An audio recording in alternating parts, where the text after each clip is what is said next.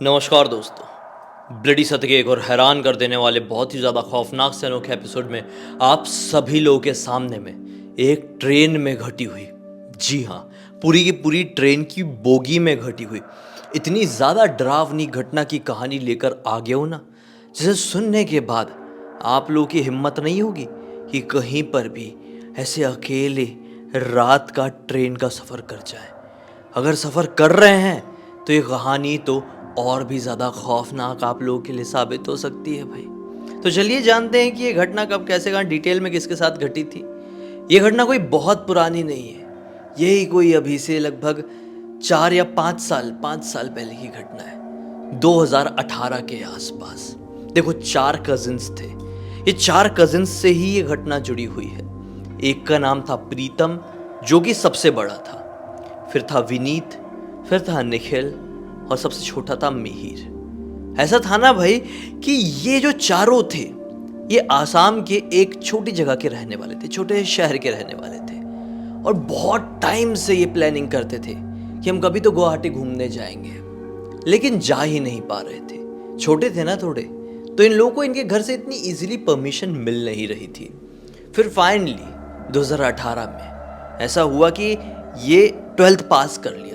अपना जो प्रीतम है उसने 12th पास कर लिया और घर पे ये जिद किया कि देखो, मेरे 12th में इतने अच्छे परसेंट आए हैं, अब आप लोग मेरी एक ख्वाहिश पूरी नहीं करोगे। पेरेंट्स से ये बात बोला, मतलब मुझे गुवाहाटी घूमने के लिए जाना है अपने कजिन्स के साथ, जाने के लिए हाँ नहीं कहोगे। पेरेंट्स ने भी कह दी कि चल, इतने टाइम से तुम लोग लगे हुए हो, चल लो घूम के आ जाओ, हम नहीं रुकेंगे। तो पेरेंट्स ने इन लोगों के लिए 2nd AC की टिकट बुक करा दी। अब जहां पर ये रहते थे वहां से गुवाहाटी की दूरी काफी दूर थी यार, समय लगना था, पूरी रात कट जानी थी, अगले दिन सुबह सुबह इनको पहुंचना था। फटाफट ये लोग प्लानिंग करते हैं, जिस दिन को यहां से निकलना था वो वाला दिन आ जाता है, वो वाली तारीख आ जाती है। ये लोग अपने छोटे से टाउन के रेलवे स्टेशन में पहुंचते हैं। बहुत ही सुहाना सा मौसम था। ये चढ़ जाते हैं ट्रेन में। यही कोई जून के आसपास का टाइम था। गर्मी आज ज्यादा नहीं हो रही थी, आज का मौसम बहुत अच्छा था यार। पता नहीं क्यों ट्रेन में चढ़ गए चारों कजिन। 2nd AC में देखे, बढ़िया इनको इनकी सीट मिल गई, और मस्त जो अपर वाली थी ना, ऊपर वाली, उसमें जाके प्रीतम और निखिल बैठ गए। नीचे वाली में विनीत और मिहिर बैठे रहे। अब रात के तकरीबन इन लोगों को ट्रेन मिली, रात में नहीं, शाम के तकरीबन 6 बजे के आसपास इनको इन्हीं ट्रेन मिली थी। बैठे बैठे बहुत बातचीत किए, टाइम पास किए, ट्रेन निकल चुकी थी। इन लोगों को पता ही नहीं चला भाई कि कब रात के 9 बज गए। अब भूख लगी तो निखिल ने टिफिन लेकर आया था। निखिल ने बोला था कि मैं यही खाने वालों लेकर आया था, तुम लोग भी खा लो। लेकिन अब भाई एक जन के हिसाब का खाना था, सभी लोग कैसे खा लेते। तो बाकी तीनों ने बोले कि नहीं, हम खाना ऑर्डर कर लेते हैं, पैसे देके भेजे हैं घर वालों ने। इन लोगों ने खाना ऑर्डर कर दी और आधे पौन घंटे में खाना आ भी गया। अब खाना आया तो सब लोग खाने बैठे, और प्रीतम को अपने दाल में एक वाइट कलर का बाल मिला, और इसने सोचा कि यार, जो खाना देने आए थे 1-2 लोग जो दिखाई दिए थे, उन सब के बाल काले थे, जवान दिख रहे थे। सफ़ेद बाल जैसा औरत का लंबा बाल होता है वो कैसे दिखाई दिया। इसने इग्नोर किया और इसको थोड़ा सा अजीब सा लगा, तो खाना पूरा छोड़ दिया और बैठ गया। और फिर मोबाइल चलाने लगे। फिर रात के तकरीबन 12 बज गए।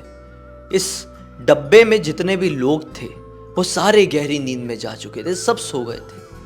अब ये चारों थोड़ा टाइम पास कर रहे थे। 12:30-1 बजे के आसपास इन लोगों को भी नींद आ गई।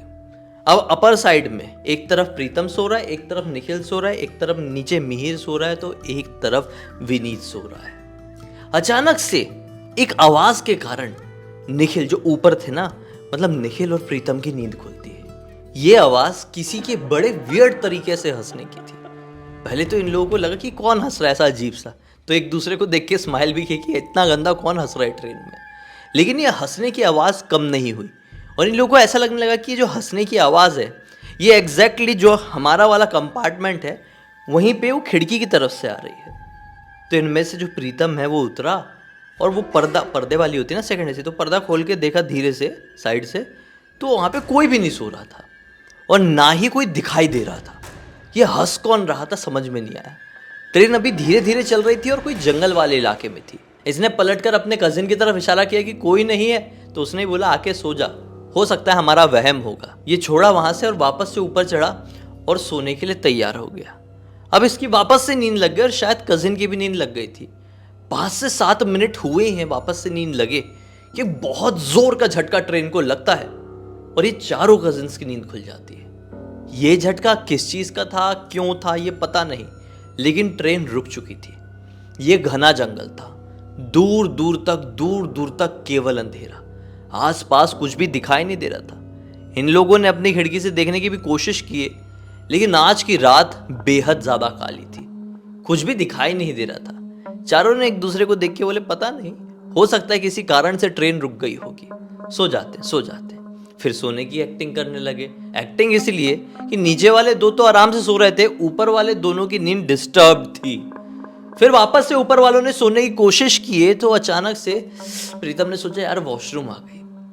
निखिल को बोला निखिल मैं वॉशरूम से आ रहा हूं, तू सो जा। ये उतरा और वॉशरूम की तरफ चले गया। अब ये जैसे इसका वॉशरूम वगैरह हुआ है, काम अपना जो भी इसको काम करना था, वहां पे हाथ धो ही रहा है वॉश बेसिन में कि सामने लगा हुआ एक बड़ा सा आईना, वहां पे ये क्या नोटिस करता है कि इतने छोटे से वॉशरूम के अंदर कोई जुप से इसके पीछे से क्रॉस करके गया। तो इसको बड़ा अजीब सा लगा कि कैसे हो सकता है, अरे इतना बड़ा तो वॉशरूम रहता है, खाली इससे ज्यादा बड़ा होता है क्या, समझ लो इतना बड़ा। अब इतने से वॉशरूम में कोई पीछे से कैसे जुप से जा सकता है यार, और दरवाजा तो बंद है।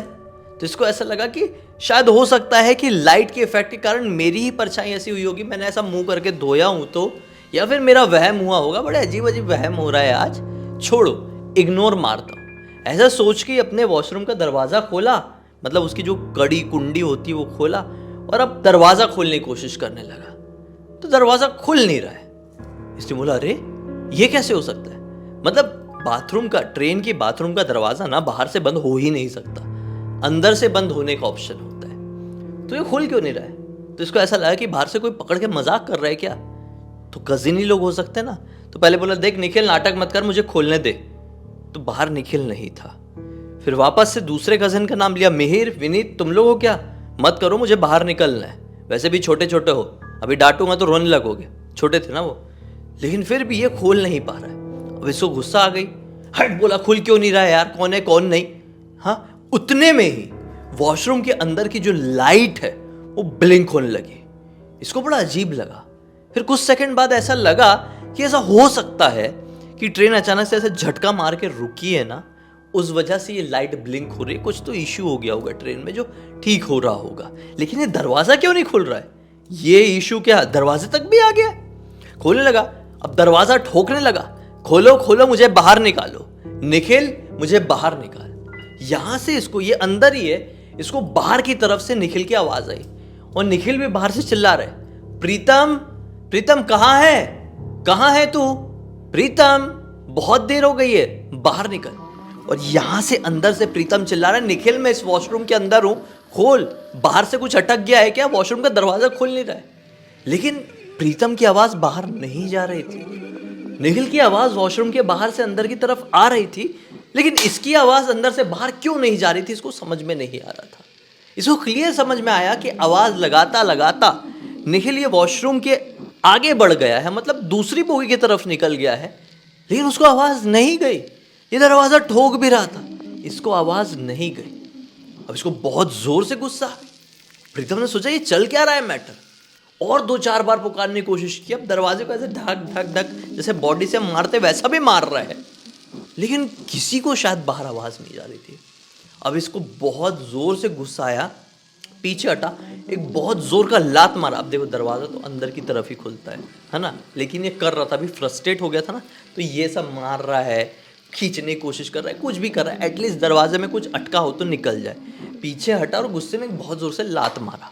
अब लात मारा तो दरवाजा ऐसा फ्री हुआ जैसे कि मानो पता नहीं क्या फंसा हुआ था उसमें, क्या नहीं। ये तुरंत बाहर निकल के देखा किसी ने पकड़ के तो नहीं रखा था मस्ती मस्ती में, लेकिन बाहर कोई भी नहीं था। अपनी बोगी की तरफ जाके देखा तो कोई भी दिखाई नहीं दिया। अब सोचा कि हो सकता है कि कुछ फंस गया होगा। लेकिन निखिल, हाँ निखिल तो दूसरी बोगी की तरफ बढ़ गया था मुझे ढूंढते ढूंढते। अब ये आवाज लगाते लगाते, मतलब अपनी बोगी में तो सब सो रहे थे ना, तो अपनी बोगी से बाहर निकला, दरवाजा होता है ना इसी वाले कंपार्टमेंट में, उसका दरवाजा बंद हुआ। अब आवाज लगाते लगाते निखिल को, अभी भी ट्रेन रुकी हुई है, लगाते लगाते दूसरी बोगी में पहुंच गया। इस दूसरी बोगी में जैसे ही एंटर किया तो क्या पाया कि यहाँ पे तो कोई भी नहीं है। पहले वाले कंपार्टमेंट में कोई नहीं, दूसरे वाले कंपार्टमेंट में कोई नहीं, अरे तीसरे वाले में भी कोई नहीं। और निखिल कहाँ गया? इसको कोई दिखाई नहीं दे रहा है। अभी आवाज लगा रहा है, निखिल निखिल कहाँ है तू? एंड तक ये पहुंच गया, लेकिन इसे ना ही कोई भी इंसान दिखाई दिया इस बोगी में, और ना ही इसका कजिन निखिल दिखाई दिया। अब इसने सोचा कहाँ गया होगा।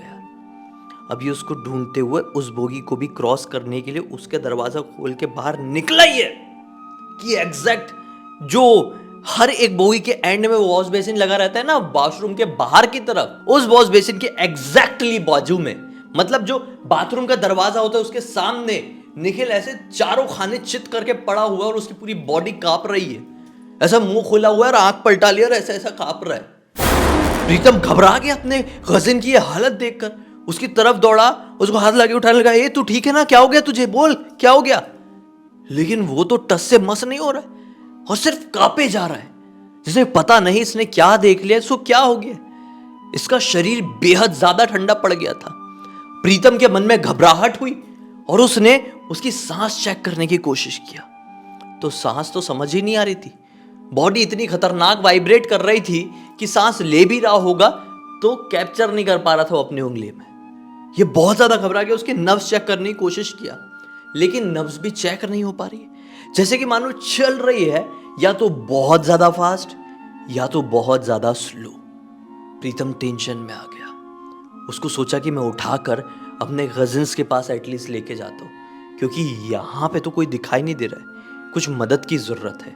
हम लोग हो सकता है ट्रेन का वो खींच दे, मतलब अगर ट्रेन चल पड़े तो उसका कुछ खींचे, किसी को बुलाए, कुछ तो करे। ये उठा के जैसे अपने कजिन को अपने वाली बोगी की तरफ बढ़ने लगा, तो अब इसको फिर से एक सेकंड एसी वाली बोगी में एंटर करना था ना, तो अब जो दरवाज़ा था अब वो दरवाज़ा नहीं खुल रहा है। इसने बोला ये क्या हो गया, ये दरवाज़ा क्यों नहीं खुल रहा है। एक कंधे में उसका कजिन लटका हुआ है और एक हाथ से ये दरवाजा खोलने की कोशिश कर रहा है। अरे जबकि वो कांच का दरवाजा होता है और आर पार दिखता है कोई होता है, तो उसको उस तरफ कोई भी दिखाई नहीं दे रहा है, लेकिन ये दरवाजा नहीं खुल रहा है और ये खोलने की कोशिश कर रहा है। ट्रेन पूरे शांत इलाके में खड़ी हुई है, ट्रेन का समझ लो सब कुछ बंद है और उस वाली बोगी में तो कोई था ही नहीं। इस सन्नाटे को चीरती हुई प्रीतम को एक अजीबोगरीब फिर से हंसने की आवाज सुनाई देती। प्रीतम घबरा गया और अपने पीछे देखने की कोशिश किया, साइड में देखने की कोशिश किया, इस तरफ देखने की कोशिश किया, लेकिन प्रीतम को कोई दिखाई नहीं दे रहा है। एक तरफ उसका अच्छा खासा हट्टा काटा कजिन उसके कंधे में पड़ा हुआ है, एक तरफ ये दरवाजा नहीं खुल रहा है, मतलब अपनी बोगी में जाने के लिए इस बोगी को क्रॉस करना था ना यार, वो वाला दरवाजा खुल नहीं रहा है। और एक तरफ ये अजीबोगरीब आवाज, उसको समझ में नहीं आ रहा था। उसने सोचा कि ये कौन रो रहा है, कौन हंस रहा है, ये कैसी आवाज है। ये अपने कजिन को वापस से नीचे रखा, वो अभी भी कांप रहा है, वो अभी भी तड़प रहा है, और अब वॉशरूम की तरफ जाके बोलने लगा, कौन है, बहुत देर से मजाक हो गया, मेरे कजिन को क्या किया है किसने। लेकिन वॉशरूम के आसपास भी कोई दिखाई नहीं दिया। वॉशरूम भी खोलकर देखा, कोई भी नहीं था। ये आवाज इसको आ रही थी लेकिन लिटरली दिखाई कोई नहीं दे रहा था। ये आवाज इसके बहुत नजदीक आने लगी। अब डर भी बढ़ने लगा।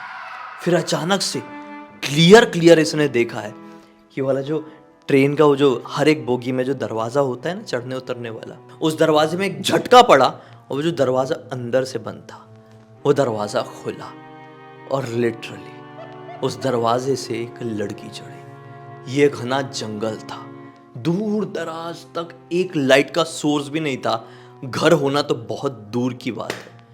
ये दरवाजा अंदर से बंद था, तो फिर ये झटके के साथ खुल कैसे गया बाहर की तरफ से।